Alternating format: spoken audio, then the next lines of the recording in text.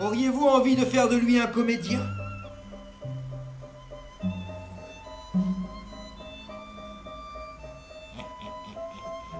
Plût au ciel qu'il fût aussi bon comédien que Belle-Rose.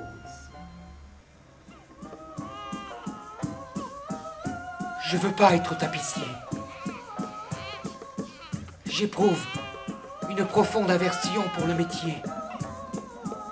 Je déteste le magasin. Et du fond de mon cœur et de toute mon âme, je veux... Que veux-tu donc? Je veux étudier. Et cet acteur et dramaturge de 30 ans approche de la ville de Lyon avec une comédie de son cru intitulée L'étourdi ou les contretemps. Ce ne sera pas un succès, mais un triomphe. Le prince de Conti, dans son château de la Grange, en entend parler et lui envoie son émissaire, monsieur de Cognac, pour l'inviter au château. Molière accepte, annule les représentations, fait demi-tour, entasse comédiens et décors dans des chariots. Le lendemain, quand Molière se présente au château,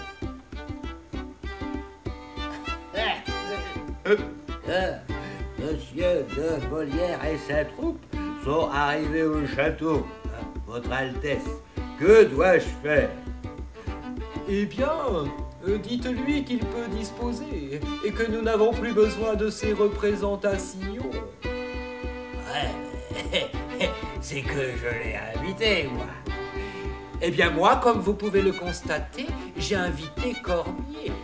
Vous conviendrez qu'il est plus commode que vous manquiez à votre parole, plutôt que moi.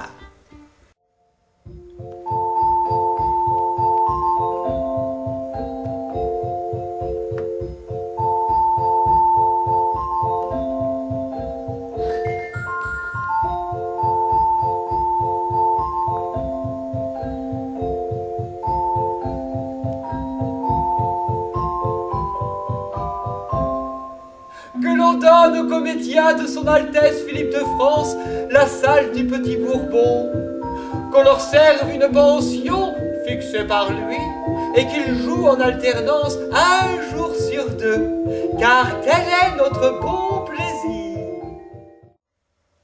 Maître, ne voulez-vous pas de quelque chose? Peut-être du bouillon?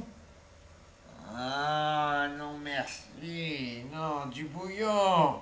Je sais avec quels ingrédients ma femme le fait faire. Son bouillon est pour moi pire que de l'acide. Ne voulez-vous pas de votre remède? Ah, non, non merci. Non, je crains les drogues qu'il faut avaler. Faites que je puisse dormir. L'oreiller de houblon, vite! À moi, Soissons est tué. C'est le combat de la Marfée. Et le gentilhomme qui gît sous son cheval, c'est le sieur de Modène, le premier amant de Madeleine. Le sang coule à flot de ma gorge. Une veine a dû se rompre quelque part. Le sang commençait à l'étouffer, et il se mit à remuer la mâchoire inférieure. Modène disparut, et à sa place, Molière vit le Rhône. Mais à l'heure de l'apocalypse, le soleil sous l'apparence d'une boule pourpre commençant à s'enfoncer dans les eaux. Est-ce absurde? Ni le Rhône, ni cette boule pourpre ne sont là de saison. Je suis tout bonnement en train de mourir. Et il eut le temps de se demander avec curiosité, mais à quoi peut bien ressembler la mort? Et il la vit aussitôt. Elle entra en courant dans la pièce coiffée d'une cornette et s'empressa de faire un grand signe de croix sur lui. Mu par une intense curiosité, il voulut l'examiner de plus près. Mais il ne vit plus rien.